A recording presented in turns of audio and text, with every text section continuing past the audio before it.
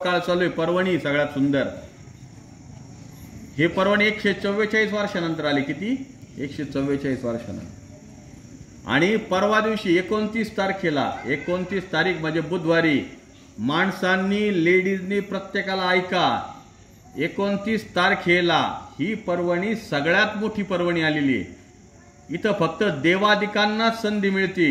ही पर्वणी कुणी सोडू नका। आपल्या इथं देव नदी मुळा नदीचा संगम म्हणजे गंगा आहे। काय आहे?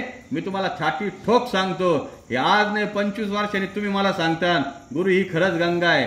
आणि त्या गंगेमध्ये प्रत्येकाने 29 तारखेला सकाळी स्नान करा। स्नान करा, त्या काय करा, संगमाला जाऊन स्नान करा।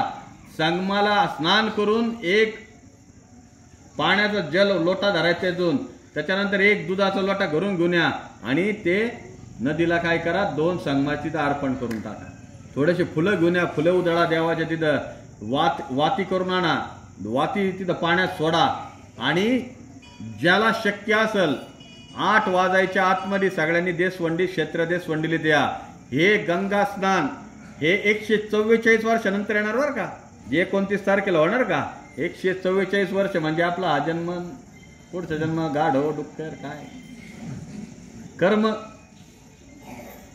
तर कमीत कमी चिदंबरा म्हणायचं आज कुत्र म्हणून तरी ठेवित तुझ्या दारामध्ये, काही नाही तर करता आलं तर तेवढं तरी ठेव। मग ते करत असताना हा 29 तारखेला आम्ही सकाळी 7 वाजल्यापासून 8 वाजेपर्यंत स्नान करणार आहोत। स्नान करून आम्ही तिथं कावड भरणार आहोत।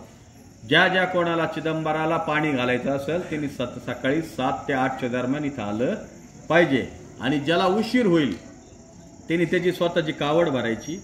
आणि इथं स्वामींना आंघोळ घालणं शक्य नाही, त्यांनी वरती शिवलिंगाला आंघोळ घालायची। काय करायची? स्नान घालायचं। मग आपण आपलं कार्य तुम्ही तुमच्या पद्धतीने करा। ती पर्वणी 144 वर्षानंतर बुधवारचा दिवस आहे, 29 तारीख आहे। आणि त्या दिवशी ज्याला जमल ते इथं या। 8 वाजेपर्यंत आपण जास्त 8 ते 8:15 करू, थोडा उशीर होऊ देऊ त्या दिवशी, पण प्रत्येकाला करा। कारण की गंगेत स्नान केलं तर तुमच्या आयुष्याचे सगळे पाप काय करतात, धुतले जातात। आणि ते धुतल्यानंतर परत पाप करायला आपण मोकळे होतो। कसा आनंद झाला, अरे वा, लयच आनंद बोला। ज्याला गुरु भारी मिळाले म्हणते, गुरु आमच्यासारखे गुरु कोणाला मिळवायला नको, आम्हालाच राहू द्या। कारण काय ते पाप बी काढते आणि परत पाप बी करायला लावते, आहे की नाही। इथून पुढे एकच डोक्यात धरायचं की देवा मला तुझ्या चरणात ठेव, सगळं काही तुझ्या आशीर्वादाने घडू दे। आणि ती पर्वणी आमच्याकडून चुकू नये। प्रत्येकाने त्या पर्वणीचा लाभ घ्या, ज्याला शक्य होईल त्याने तो लाभ घ्या। दिवसभराचं तो पर्वणी आहे, पण सकाळी काय करणार आपण, ते घेऊन स्वामींना अभिषेक घालणार। कारण की देवाच्या जवळ जायला फक्त श्रावण महिना, महाशिवरात्र आणि ही पर्वणी, याच्या व्यतिरिक्त नाही। लेडीजला पण सांगतो तुम्हाला, तुम्ही जरी आंघोळ केली, पाणी भरलं, तुम्ही शिवलिंगाला पाणी घालू शकता। हे 100% फायनल। आणि हे करा प्रत्येकाने, देशवंडीच्या लोकांनी तरी 100% करा, बाहेरच्या लोकांना नसेल शक्य। कारण का, नदीवर नुसतं संगमावर आंघोळ, नदीवर नाही करून चालत, संगम पाहिजे। काय पाहिजे?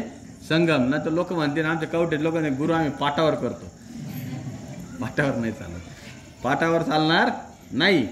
त्याच्यामुळे प्रत्येकाला एकच गोष्ट सांगतो, त्या दिवशीचं कार्य करा। 6 कोटीमध्ये सगळ्यांनी मनापासून हिरिरीने भाग घ्या आणि चिदंबर कार्यामध्ये काय करा, अवरी सर, चिदंबर कार्यामध्ये सहभागी व्हा। चला।